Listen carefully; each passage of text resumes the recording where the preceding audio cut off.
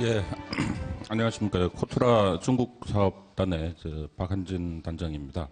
그 FTA 설명회인데 오늘 특별히 내수시장 말씀을 드리는 거는요. 사실 FTA가 중요하지만 그보다 더 중요한 것은 시장의 변화고 정책의 변화라는 생각입니다.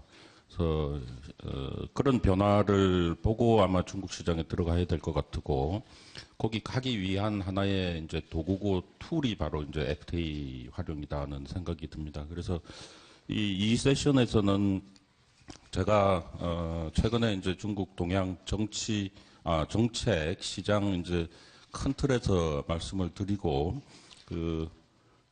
저희 이제 중국 지역 코트라 무역관 중에서 이제 관장 세 분을 모셨습니다. 여기 다 이제 이 세 지역이 다 의미가 있는데요. 이제 그 부분은 나중에 이제 설명을 들으시면 되겠습니다.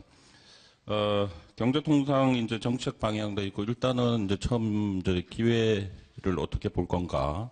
그다음에 지금 이제 역시 중국이 변하고 있으니까 이게 위기 관리가 상당히 좀 필요하다 하는 이제 그 생각이 듭니다. 그러니까 FTA라고 해서 무조건 꿈을 꿀 게 아니고 잘 시장 변화를 짚어봐야 된다는 생각이 듭니다. 예, 말씀드리는 순서는 이 네 가지입니다. 지금 전체 중국의 이제 정책의 틀을 한번 보시고, 그다음에 중국 경제 어떻게 가고 있는지, 여전히 경착륙 위기 이런 얘기가 많은데 과연 그런지 한번 보고요. 세 번째 이제 정책 부분을 보고 마지막 이제 리스크 관리 이 순서로 말씀을 드리도록 하겠습니다. 시진핑은 그 전에 지도자하고 다른 게요. 지금 보시다시피 정치적으로도 굉장히 강력한 카리스마를 가지면서 이제 경제도 강력하게 개혁을 추진을 하는 점이 과거와 다릅니다. 그래서 일각에서는 과연 시진핑 리더십이 실체가 뭔가 하는 데 대해서 굉장히 의구심도 많이 가지고 있는데 저는 그렇게 표현하고 싶습니다. 그 아래 보시다시피 마오핑이다. 마오쩌둥의 마오에다가 덩샤오핑의 이제 핑을 같이 이렇게 그러니까 정치적인 면도 챙기고 경제적인 면도 챙긴다. 이것은 이제 우리 기업들한테 볼 때는요. 아마 그 기업에 대한 최근에 이제 외자 기업 포함해가지고 반덤핑, 독점, 반독점 이제 정책을 펴면서 외국 기업들이 굉장히 많이 고통도 받고 했는데 기업에 대해서도 굉장히 규칙은 까다롭게 적용할 것으로 이제 생각이 됩니다. 그 반면에 이제 시장은 또 커지는 이제 그런 상황이 예상이 되고요. 그 다음에 이제 중국에서 올해 이제 좀 달라진 것 중에 하나가 이제 리코노믹스라는 거 많이 아시죠? 리커창의 총리의 이제 경제 정책인데 사실 이 리코노믹스가 2년 전에 나왔다가 쏙 들어가 버렸습니다. 제가 생각할 때는 아마 국가 주석의 권력이 너무 컸기 때문에 이제 총리의 리코노믹스 경제 정책이 들어가지 않았나 싶은데 최근에 이제 올해 다보스 포럼에 들어오면서 중국이 이제 리코노믹스 이것을 이제 다시 들고 나옵니다. 그래서 리코노믹스도 1.0이 있고 2.0이 있지 않나 하는 생각이 드는데요. 그 전에는 지금 리코노믹스 1.0 이렇게 되어 있습니다만은 지금까지 이제 중국 경제가 선주 감법, 후주, 가법에서 먼저 뺄셈을 하고 개혁, 구조조정을 먼저 하고 그 다음에 덧셈, 경기 진작을 한다는 거거든요.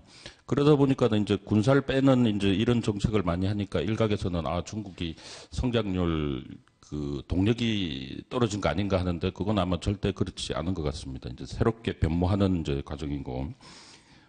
리코노믹스 2.0 지금 올해부터 본격화되고 있는 것은 사실 중국이 그 사이에 구조조정을 먼저 하느냐 성장을 먼저 하느냐 굉장히 고민을 많이 하다가 이제 방향을 잡은 게 둘 다 하겠다고 지금 이렇게 얘기를 합니다. 그래서 이제 조정도 하면서 이제 성장을 할 거다. 최근에 이제 중국이 7.0% 성장 목표를 제시하고 나서 일각에서 성장률이 자꾸 떨어진다. 뭐 몇 년 이래의 가장 낮은 수준이다 한데 그거는 그렇지 않다고 생각됩니다. 중국이라는 이 큰 엄청난 규모의 경제가 연간 7% 성장한다는 것은 매년 웬만한 나라가 하나씩 생기는 거거든요. 그래서 이제 그런 부분은 조금 사실과 다르고요. 그다음에 이제 시장도 키우면서 이제 정부의 롤도 상당히 타이트하게 이제 가져갈 것으로 이렇게 예상이 됩니다. 오른쪽에 동그라미는 지금 이제 중국의 4대 경제 정책의 틀이라고 생각이 드는데요. 제가 나중에 좀 말씀드립니다만은 그 신도시화 왼쪽 위에 나와 있는 이제 신도시화는 여기 있죠. 이런 거죠. 그러니까 연해 지역에 있는 산업 시설은 외곽으로 빼고 농촌에 있는 인력은 또 약간 도시 쪽으로 바꾸고 해서 그 중간지대에 이제 새로운 거대한 도시군들이 생기는 게 이제 신형 도시화인데 이게 이제 저는 중국 경제 정책 중에 가장 핵심되는 정책이고 우리 기업들도 앞으로 이제 신형 도시화 쪽에 이제 초점을 맞춰야 된다고 생각됩니다. 사람들이 이동하고 이제 새로운 도시가 생기다 보면 이게 이제 엄청난 수요가 이제 생긴다는 것이죠. 이게 올해부터 앞으로 한 10년간에 걸쳐 가지고 집중 추진할 그 예상으로 지금 생각을 합니다. 그다음에 이제 중국 경제가 규모상으로 G2, 뭐 G1 이런 얘기를 하는데 사실은 중국 경제가 앞으로 어떻게 될지는 아무도 알 수가 없는 거라고 생각이 됩니다. 지금 여기 표를 보시다시피요. 지금 보시다시피 이 가로축은 이제 중국의 이 대내적인 개혁이 오른쪽은 성공을 하느냐, 왼쪽은 이제 실패를 하느냐. 그다음에 이제 국제적으로 중국에 유리한 환경이 조성되느냐, 그렇지 않느냐 하는 이제 이런 거를 가지고 한번 생각을 해보는 거죠. 대내적인 개혁도 성공하고 국제적인 유리한 환경도 같이 조성될 경우에는 아마 이제 글로벌 정말 슈퍼파워가 될 텐데 그러지 않고 이제 오른쪽 그 아랫부분입니다만은 대내 개혁은 성공을 하지만 국제적인 여건이 그렇게 별로 좋지 않다 중국에 그렇게 될 경우에는 그냥 아시아 지역에 그죠 강국으로 머물 가능성이 있다. 되게 이제 이렇게 됩니다. 그래서 그냥 그 중국 경제가 앞으로 뭐 성장하니까 계속 성장한다고 보기보다는 이제 이런 여러 가지 그 요인들을 좀 감안을 해보는 게 좋을 것 같고요. 그 4대 요인돼 있는 게 이제 그런 상황에 따라서 앞으로 이제 중국 경제가 이제 지나갈 것으로 생각이 됩니다. 그 다음에 이제 연착륙, 경착륙 얘기가 많은데요. 보시다시피 이제 하드 랜딩, 소프트 랜딩 돼 있습니다. 하드 랜딩이 뭐냐 하면은 정부가 의도하지 않았는데 갑자기 이제 성장률이 급속히 짧은 시간 내에 떨어지고 어떤 정책을 펴도 이게 약발이 먹히지 않는 게 하드랜딩이라고 볼 수가 있습니다. 그럼 지금 중국은 하드랜딩이 아니거든요. 상당히 그 지금 다분히 정부가 의도적으로 성장률을 낮추고 개혁을 해 나가는 거기 때문에 이 하드랜딩은 아닙니다. 근데 이제 소프트랜딩도 아닌 것 같아요. 여러 가지 그 부채 문제라든지 이런 게 여러 가지 문제가 나고 있으니까 소프트 랜딩이라도 보기 힘듭니다. 그 오른쪽에 보시면은 이제 노 랜딩은 저는 한 10년 전에는 중국이 노 랜딩을 할 줄 알았습니다. 계속 그렇게 갈 줄 알았는데 지금 이미 꺾어졌죠. 성장률 같은 게. 그래서 이제 생각하는 게 롱 랜딩이다 하는 겁니다. 그러니까 아주 천천히 성장률을 낮추면서 이제 정책 조정을 해가면서 이렇게 간다는 것이죠. 그래서 지금 올해 이제 7% 성장 목표를 했는데 아마 7% 조금 넘게 관리를 할 가능성이 크고 앞으로 10년 내에 이게 6% 밑으로 내려갈 것 같지는 않습니다. 지금 중국에서 여러 가지 나오는 거 보니까. 그래서 이 롱랜딩이라는 개념을 이제 좀 봤으면 좋겠고요. 지금 여기 이제 빨간 장벽으로 이렇게 돼 있는 거는 요거는 이제 중국의 여러 가지 이제 지금 그 해결해야 될 과제입니다. 저걸 제대로 해결을 못했을 경우에는 국가 경제가 굉장히 어렵게 될 수 있고 또 이 부분들이 결국은 이제 우리 기업에 있어서도 뭐 리스크 요인이 그 될 수 있는 이제 그런 상황이고요. 그 다음에는 이제 경제 부분 한번 살펴보도록 하겠습니다. GDP하고 그다음에 이제 GDP는 결국은 왜 우리가 뭐 중국이 7%, 8% 성장 이렇게 깊이 생각하느냐 하면 결국은 이제 취업 문제거든요. 근데 과거에는 그 제조업 위주로 돼 있을 경우에는 중국 정부가 판단할 때 8% 취업을 해야만 최소한의 그 실업 취업을 해소를 하면서 갈 수 있는데 최근에는 이제 지금 서비스 비중이 높아져가지고 이 취업 유발 개수가 굉장히 높아졌습니다. 그래서 굳이 8% 성장을 할 필요가 없다는 것이죠. 그리고 최근에 나온 거 보니까 5% 정도만 성장을 해도 뭐 실업률은 별로 문제가 없는 것으로 이렇게 지금 되어 있습니다. 그래서 GDP하고 이제 취업 요관계는 전반적으로 작년보다는 올해의 환경이 개선됐다고 이제 저는 생각을 합니다. 그다음에 이제 통화 공급인데요. 통화 공급은 지금 여기 이제 증가율 이렇게 표가 되어 있습니다만은 그 전보다 조금 확실히 좀 떨어졌죠. 지난 2008년에 돈을 너무 많이 풀어가지고 중국이 이제 고생을 좀 했기 때문에 돈은 많이 풀지 않는다 해서 이제 모더레이트 정도가 되고요. 그다음에 물가는 지금 이게 중국 경제 올해 가장 큰 문제 중에 하나가 아닌가 생각합니다. 내수 시장이 커지기는 커지는데 전체 규모에 비하면 디플레이션 우려가 상당히 지금 있다고 돼 있죠. 올해 이제 목표는 3.0%를 했는데 이게 이제 1%대로 내려갈 가능성이 굉장히 많이 있어가지고 요 상태로 간다면 올 중반 정도쯤에는 중국이 그 내수 소비 확대를 위한 정책 조치를 많이 내놓을 겁니다. 그 정책 방향은 과거에는 자동차 사고 가전제품 사면은 정부에서 바로 보조금을 줬는데 이런 이제 직접 지원 외에 아마 그 임금 인상하고 그다음에 이제 세제 혜택 이제 이런 거를 줘가지고 좀 간접적인 수단을 쓸 것 같습니다. 하여간 한 중반 정도에는 소비 진작책이 이제 예상이 됩니다. 그리고 맨 마지막 그림은요. 소비를 확대해야 되는데 아직까지는 그 충분히 안 좋은 상황에서 올해 중국 시장을 전체 큰 덩어리로 봤을 때 어디가 시장이 규모가 가장 큰가 하는 역시 아직까지는 SOC 부분이 많은 걸로 이렇게 생각이 됩니다. 그러니까 소비 시장이 커지기는 커지더라도 굉장히 완만한 속도로 확대가 되고 있기 때문에 중국 정부는 성장률 유지를 위해서는 이 SOC 투자를 많이 한다는 거죠. 이거는 이제 우리가 기존에 그 원료 자재 이제 이런 거 중국에 들어가던 것들이 올해 수요가 계속 지속이 될 수 있음을 의미하는 것으로 볼 수가 있습니다. 그다음에 이제 그 수출입인데요. 왼쪽 위에 수출입인데 작년보다는 조금 나을 것으로 예상이 됩니다. 특히 이제 수입 증가율이 많이 줄어들었는데요. 그거는 이제 미국, 유럽 시장이 굉장히 안 좋아가지고 중국에서 이제 원자재, 자원성 제품이 이제 수입이 많이 줄어들고 우리나라의 대중국 수출도 그 부분에서 같이 덩달아서 이제 줄어든 게 있는데 이게 저 확실히 이제 지금 미국 경기는 올해 지금 이제 회복이 되고 있고 글로벌 수요도 개선되는 상황에 있기 때문에 조금 낫지 않을까 생각이 됩니다. 근데 이제 과거와 같이 두 자릿수 수입 증가율은 힘들 것으로 생각이 됩니다. 그러니까 수출입 합해가지고 한 6%대 지금 저기를 하는데요.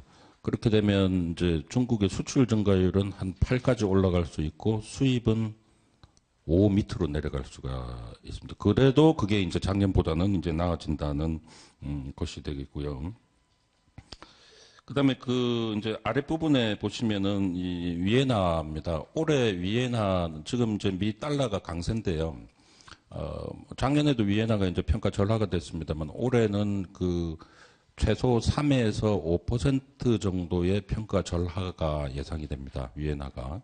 그러면 이게 이제 우리 업종별로 여러 가지 영향이 있을 거예요. 근데 분명한 거는 지금 올해는 이제 절상이 아니고 위에나 평가 절하 분위기로 이제 간다고 볼 수 있겠습니다.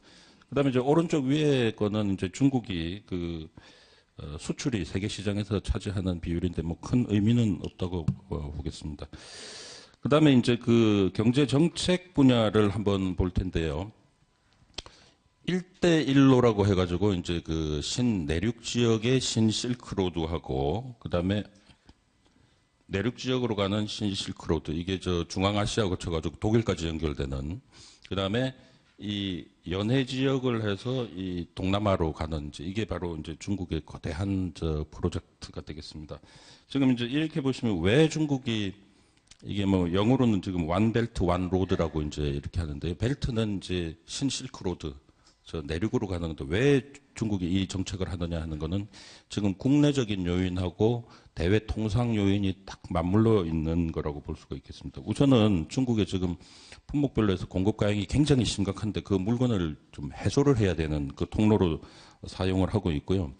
그다음에 이제 자원의 이제 획득이라고 되어 있는데 중앙아시아 이쪽에서 이제 자원을 좀 중국이 가져와야 되고 그다음에 동쪽에 몰려 있는 산업 시설을 이 서쪽으로 이제 확대하는 그다음에 이제 미국이 중심으로 돼서 지금 진행하고 있는 TPP 같은 데 대한 이제 중국의 통상 차원의 전략 대응이라고 이제 볼 수가 있는데요. 지금 보시다시피 그 사실은 이제 여러 개 도시가 많이 포함이 되어 있는데요. 지금 그 노란색으로 찍혀 있는 부분 있지 않습니까? 그 5개 도시. 이제 요게 이제 중앙아시아로 가는 하나의 그 핵심 역할을 하는 도시가 될 거고요.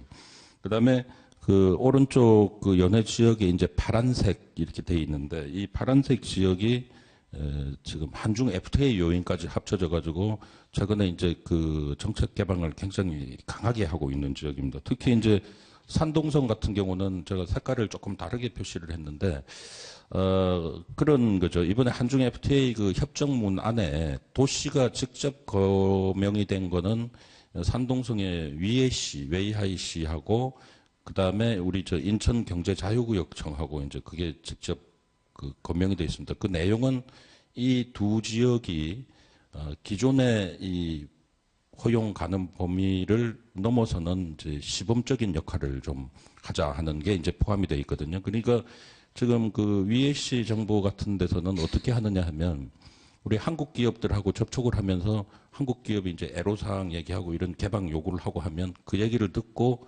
중앙정부 상무부에다가 직접 보고를 해서 하나씩 새로운 지금 그 허가 조치를 이렇게 받고 있습니다.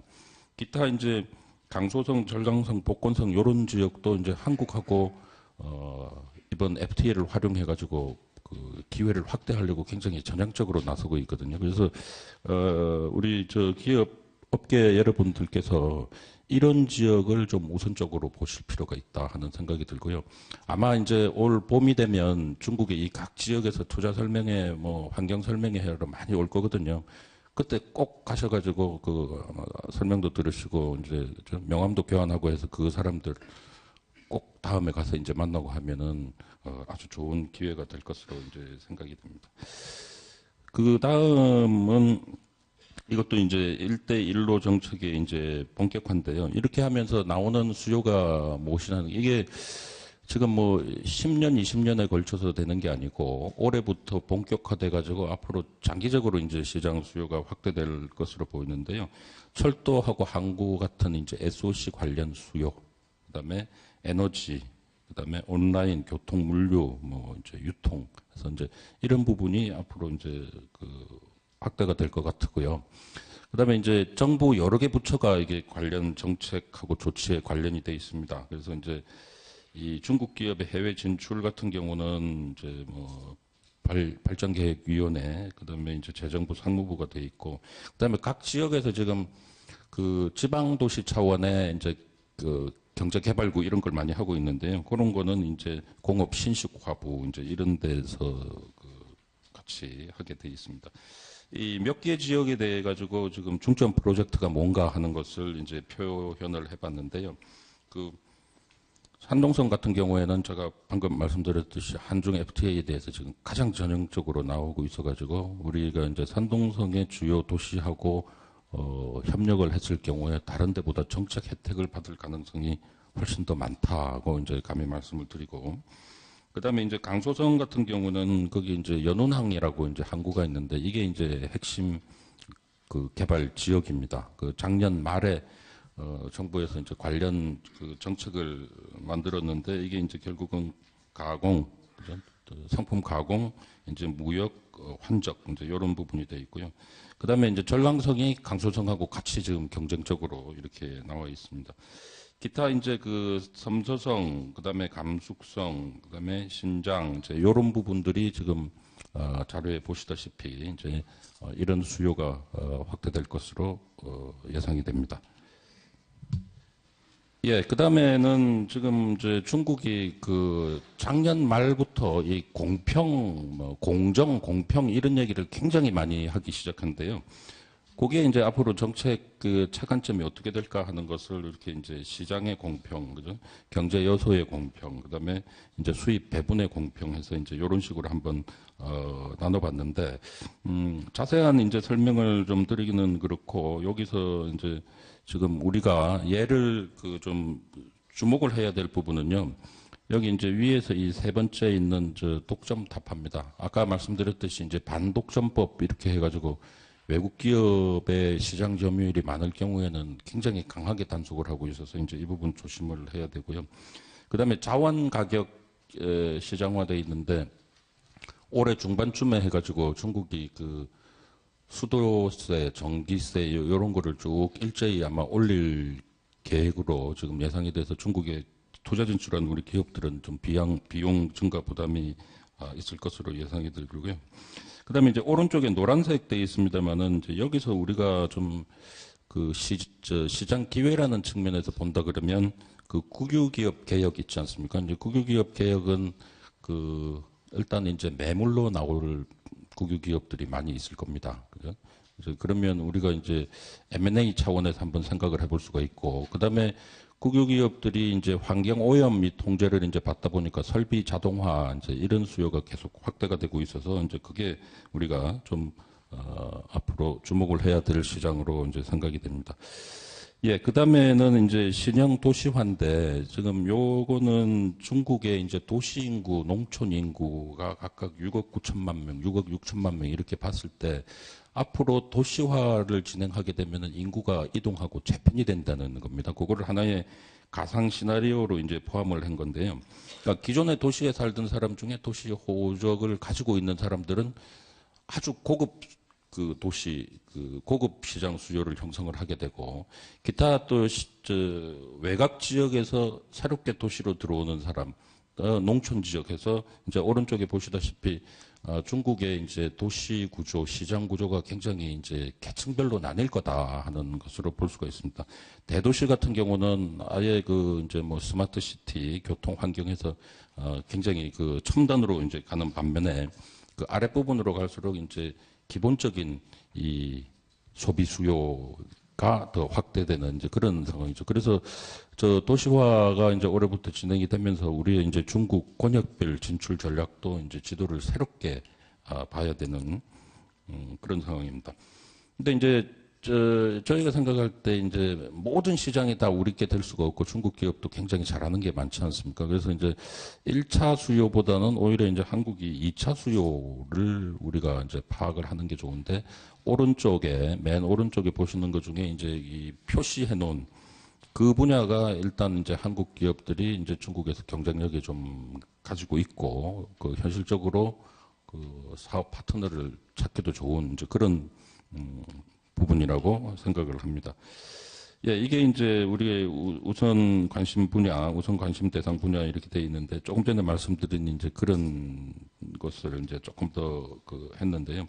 교통 인프라 같은 경우에 예를 들면 뭐 철도를 많이 만든다고 해서 철도를 우리가 중국에서 그 까는 거는 이제 경쟁력이 없는데 대신에 지금 보시다시피 이제 스크린 도어 같은 경우는 또 이제 중국이 잘 못 만드니까 우리가 이제 이런 분야 들어가고 건설, 건축, 그다음에 환경 이제 보시다시피 이제 이런 분야가 이제 될 겁니다. 그다음에 특히 좀 이제 주목이 되는 거는 의료 보건 분야에서 중국이 이제 민생 경제 챙기기 차원에서 의료 보건 분야 시장을 굉장히 확대하고 있어서 이 부분이 우리 앞으로 그 굉장히 시장이 확대될 것으로 생각이 됩니다.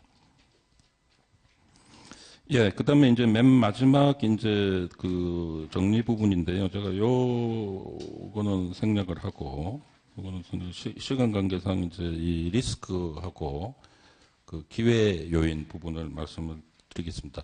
뭐 다 아시는 이제 블랙 스완, 그레이 스완 이제 그런 개념인데 지금 중국에 우리가 FTA라는 기회 요인만 너무 보다 보면 이 분명히 이제 시장의 리스크를 놓칠 수 있는 가능성이 있다는 것이죠. 그래서 지금 왼쪽에 이제 블랙 스완이라는 거는 뭐 아시다시피 가능성은 낮지만 한번 터지면은 이 걷잡을 수 없는 엄청난 충격이 오는 건데 과연 중국에서 이 블랙스완은 뭐냐 보게 되면 가능성은 낮지만 경착륙으로 갑자기 떨어진다든지, 그죠? 그 다음에, 3 내지 5%의 평가절하만 하는 게 아니고 본격적으로 중국이 뭐 평가절하를 이제 세게 한다든지, 그 다음에 이제 미국이 신용이 급강등을 해버리면은 중국은 이제 수요가 막혀서 중국이 같이 넘어지는, 그 다음에 이제 중국하고 일본이 만약에 저 남중국해에서 한번 붙었다. 이제 이런 거죠. 이런 것들이 지금 가능성은 높지 않지만 한번 터지면 굉장히 커지는 거고, 지금 이제 그 작은 데서 자꾸 크게 그렸던 거는 뭐냐면 어떤 요인들은 이게 커지기도 할 겁니다. 그죠? 위로 올라갈수록 리스크가 커지니까 또 어떤 거는 커졌다가 다시 이제 줄어들기도 하고 이제 그런 거죠. 반면에 이제 그레이스완은 뭐냐면 사실은 이제 중국에서 문제가 되는 거는 이 그레이스완입니다. 우리가 다 알고 있는 거예요. 그런 애로사항인데 이게 해결은 잘 안 되고 해서 막 비관세 장벽도 아마 여기 포함을 할 수가 있을 겁니다. 계속 이렇게 해결이 잘 안 되는 중국에서 지금 본다 그러면은 성장률이 점점 이렇게 떨어져서 혹시 수요가 위축되지 않나, 그죠? 그다음에 내수 경기 이제 이런 그 잠교칙이라는 건 뭐 비관세 장벽 이렇게 생각을 하시면 좋을 텐데 이제 이런 부분들이 중국에서 이제 문제가 되기 때문에 각 기업별로 해서 우리 기업에 맞는 이제 이런 걸 좀 고려를 해야 된다는 생각이고요. 마지막으로 지금 이 그림에 보시는 거는 저 비즈니스 모델 캔버스라는 그 기업의 경영 전략의 하나의 틀인데요. 우리 기업의 시장 전략을 이 그림 한 장에다가 딱 그 표현을 해보는 겁니다. 그래서 이제 왼쪽 파트에 보시면 요거는 이제 비용 구조고 이거는 이제 수익 구조인데 여기 보시다시피 각 분야별로 해서 그죠? 우리의 핵심 파트는 뭐고 그다음에 뭐 저 고객들에게 제안하는 가치는 뭐고 고객 관계는 어떻게 되고 시장 세분화는 어떻게 할 건가 하는 거를 이 한 장에다가 이제 그리는 겁니다. 그래서 이 세계적으로 유명한 기업들을 보게 되면 이걸 다 갖고 있어요. 지금 여기는 저 이케아의 사례를 지금 집어넣습니다. 그죠? 이케아의 그 핵심 활동은 뭐고, 그죠? 그 비용 구조는 어떻게 돼 있고, 가격은 어떻게 하고 이제 이런 것들이 여기 다 포함이 돼 있다는 겁니다. 그 다음에 자료에 있는 거는 요거는 이제 애플일 겁니다. 애플. 그래서 우리 그 기업들이 우리 회사 거를 직원들하고 같이 한번 이렇게 직접 요거를 작성을 해보시면 굉장히 도움이 될 것 같고요. 저희 코트라에서 지금 하고 있는 작업이 그 비즈니스 모델 있지 않습니까? 비즈니스 모델을 지금 이 모델 캔버스에다가 그 합치려고 하는 이제 그런 작업을 하고 있습니다. 그렇게 되면 우리 기업들이 리스크도 감지를 하면서 실제 FTA를 어떻게 활용하는가 하는데 이제 큰 도움이 될 것 같아서 그거를 저희가 한 4월 중에는 더 완성을 해서 우리 기업들한테 그 전달을 해드리도록 하겠습니다. 예, 보고는 여기까지 말씀드리고요. 지금 여기 화면에다가 이제 우리 기업의 경우를 한번 이제 대입을 해 보시자 하는 거를 제가 이제 건의를 드리면서 여기까지 발표를 마치도록 하겠습니다. 예, 감사합니다.